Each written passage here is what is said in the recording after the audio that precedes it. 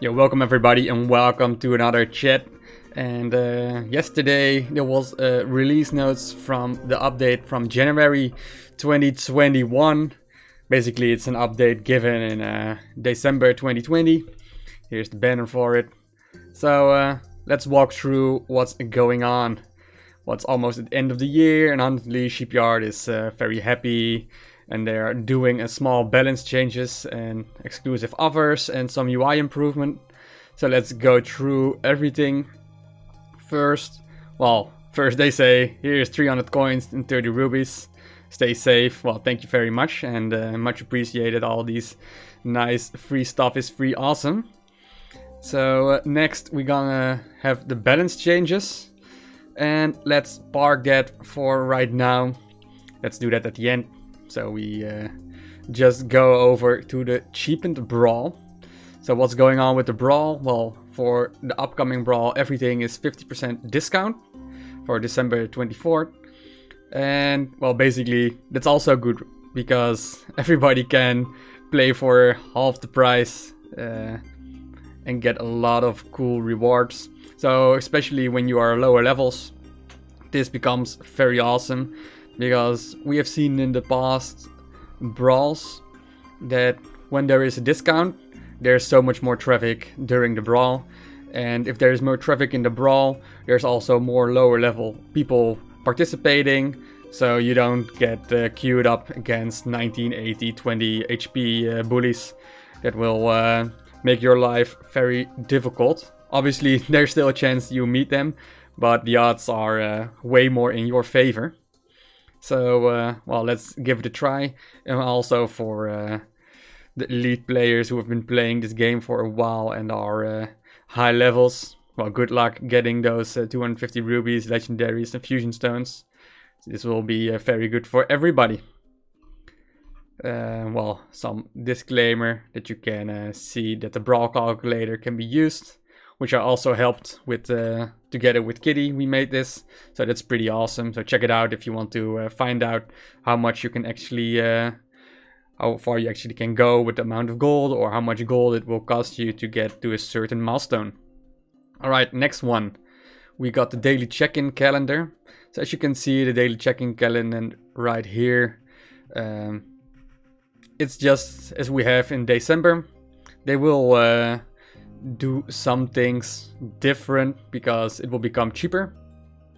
I'm not even sure. I think it was now $10. Probably I see a lot of people just going for it, and I really like this premium pass since it's very affordable. They can give a lot of rewards. Since it's capped to a certain amount, you won't get instant high rank or whatever, but Shipyard has a lot more freedom to give a lot more rewards while it's bundled in a small container. And obviously the daily activity increase will probably help as well.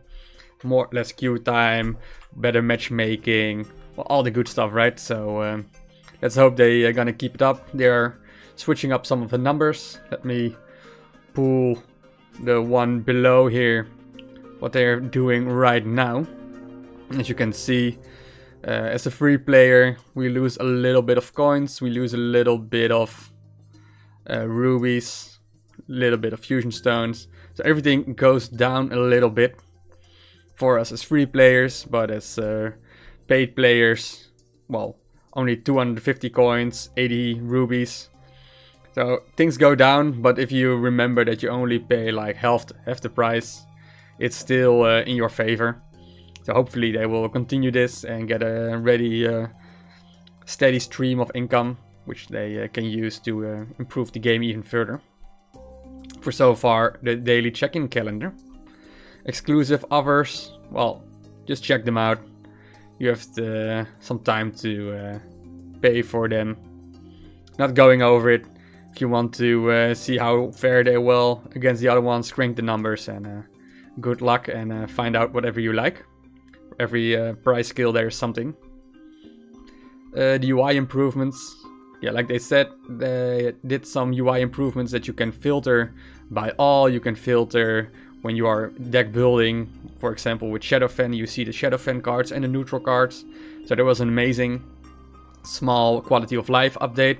And now they even done something else, which you can see here, the slider below, which will help everybody go through their card collection a little bit quicker. I think that they are looking into these kind of things are very helpful and obviously nice haves. So still waiting for new deck slots, but let's see. All improvements are good improvements.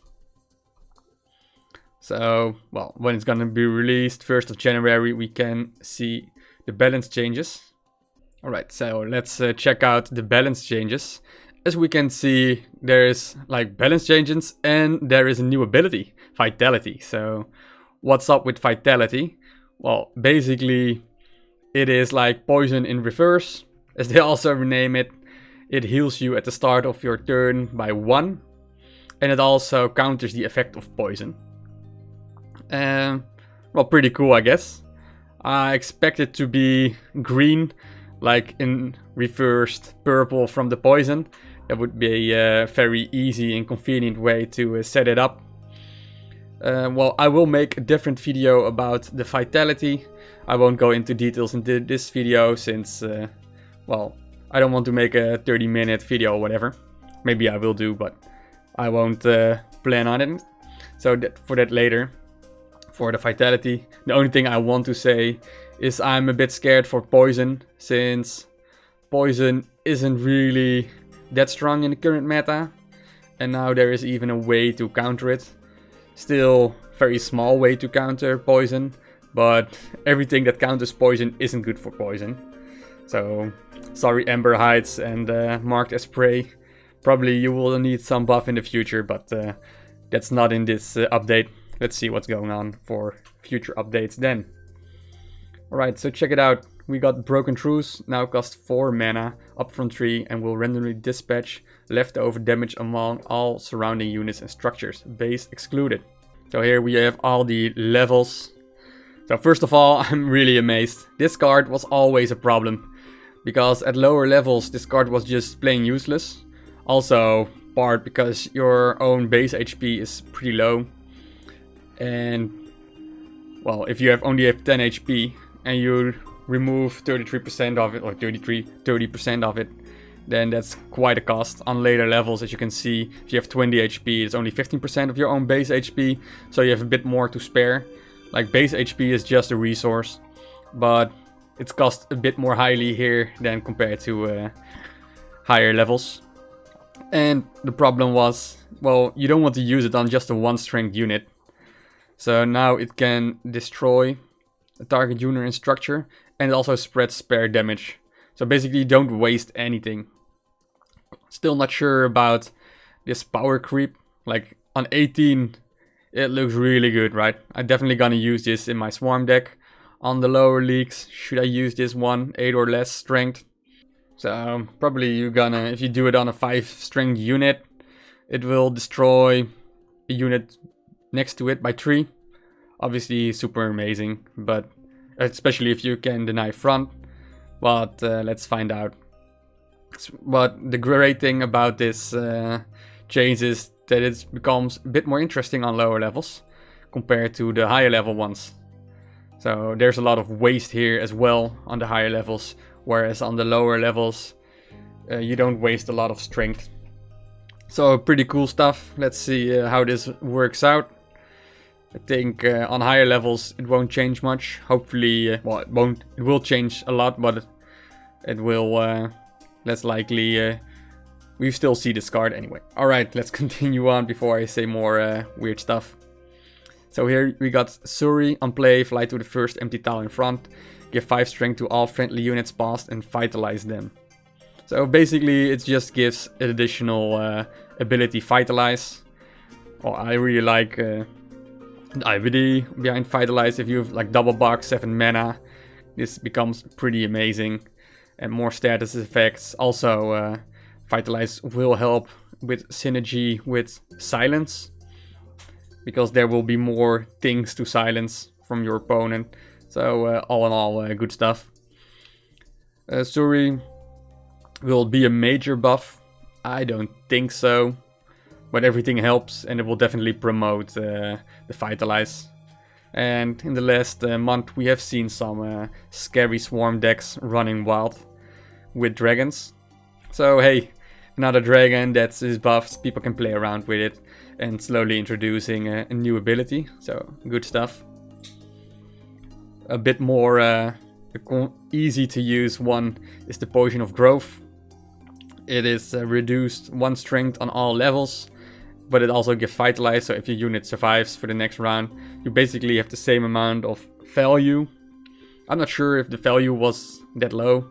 I always found it a little bit weak, to be fair. Like, I don't really care that much for 3 mana, 7 value. Besides if you are running a swarm deck and use command stuff. So it nerfs a little bit swarm command rush decks, but it will promote control decks or decks that spawn a lot of units and becomes a bit more difficult for your opponent to clear them all. Also nice in combination with some elders. If you want to keep them alive, then over more turns you can keep them. You can even buff them slowly. So all in all, interesting. Not sure how much. Well, will definitely impact it. I'm not sure if it's gonna be a nerf, a buff, or a barf. It's definitely not a barf, because that word is gross, but that's something for the Brood Sages to decide if this is a barf or not. It's definitely a change. It's a buff and a nerf. Alright, next one. Sunbeam Serpents. So, Sunbeam Serpents, first of all, was never used. I never seen this anybody playing in Platinum or in Diamond and tries to win. On Equals, we have seen some play with Sunbeam Serpents, and it was quite interesting. So, hopefully this change will help a lot for the dragons, because now you don't need to play this bordering a friendly dragon anymore. It's just any dragon on the board that you control. So that's gonna be great. Makes it a lot easier. You can use defensive and then use this one as an aggro card. Put it on your opponent's baseline. Like, dragon play with Ludic Matriarchs is always a hassle and things becomes messy, and which dragon spare dragon links buffs is always a question mark. So now you can just trigger your spare dragon links, and any dragon that gets the buff will be very good, because Sunbeam Serpents can just be played wherever Sunbeam Serpents wants to be played. So hopefully this will introduce some nice and funny plays with it. Definitely not gonna be a deal breaker and we're gonna see a Sunbeam Serpents meta, but I really enjoy these small buffs here and there and try to see the underappreciated cards like that were shelved a long time ago get some spotlight. Alright, next one. And here we got Chilled Stone Dames. First of all, I didn't expect this. Like, after surviving damage, destroy all the enemy units in front. Well, that's gonna be insane. That's like, I'm not even sure. It can destroy anything. It's so completely nuts. And this will be very good against decks that spawn a lot of small creeps, tokens, all those kind of things. It's 5 mana. So, well, I think there will always be some target. Obviously, it's very conditional. You can play around it very easily if you are the opponent from the player who uses Chilled Stone Dames. Because don't put any strong units behind a weak unit. But it's very interesting to see. I wonder how this will uphold. And definitely worth some trying, especially with Shadowfen, using Rain of Frogs, using whatever random token spam, and well, this will counter it pretty hard. Last but not least, the Link Golems.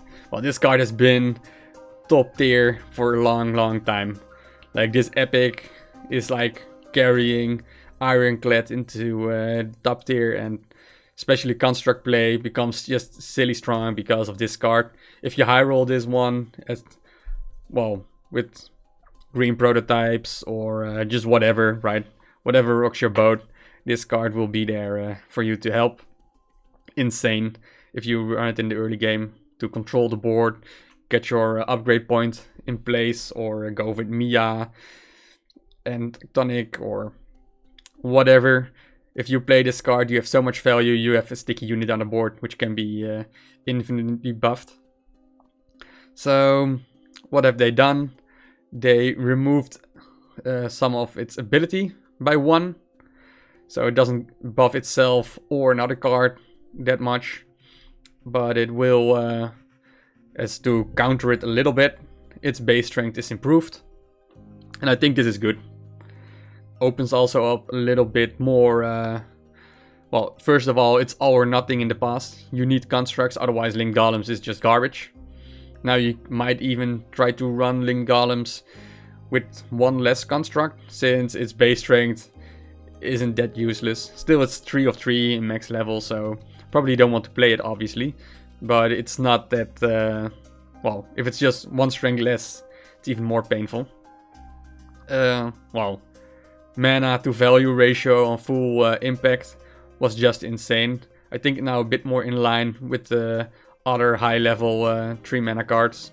So good stuff. Hopefully it won't, well, I don't expect it will kill any Ironclad. Ironclad will still be very strong, but it can, other factions can try to compete against with it. I think like Ironclad was taking over the rush from Shadowfen, or the rush from Swarm, and now Swarm can hopefully take that spot again, and Ironclad with construct play can just become very strong and trying to control the board with high value units.